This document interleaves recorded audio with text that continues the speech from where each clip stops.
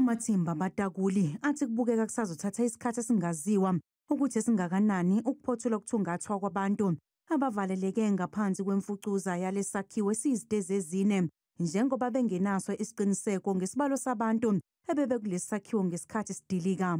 Nobody can tell us, there wasn't a roll call on how many members was actually part of the building site here. So we're working on all unconfirmed at this stage. But we've confirmed from our search and what we've been operating with the recovery is 5 bodies.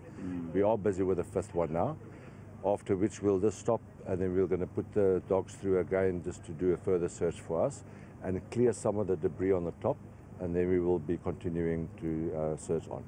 It's still a long way to go. It can be a week, it can be 2 weeks. You will see if you take it down to the scene, you'll be able to see yourself. Actually, it's quite a lot of rubbish. You know, it was 4 stories.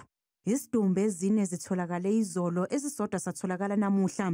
UNdunankulu waKwaZulu-Natal uThamsanqa Ntuli uthi basola ukuthi kungenzeka ukuthi kusanezinye izidumbu ezisambozekile.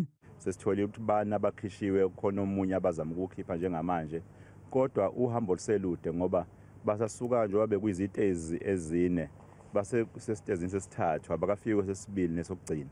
Asazi ukuthi ke bakhona neminye imizimba ekhona noma laba bane kubiki ukuthi abala eNingizimu Afrika, asazi ukuthi laba abanye kuzothatha bakuphi nendawo, kodwa sidlulisa umyalezo nje emndenini ethintekile njengohulumeni sizwa ubuhlungu obukhulu ukuthi uma abantu benza umsebenzi ukuze baphilise imndeni yabo bese uba nalesi simo. uNtuli uthi sekuqalwe uphenyo ngokuholela ekudilikeni kwalesakhiwo.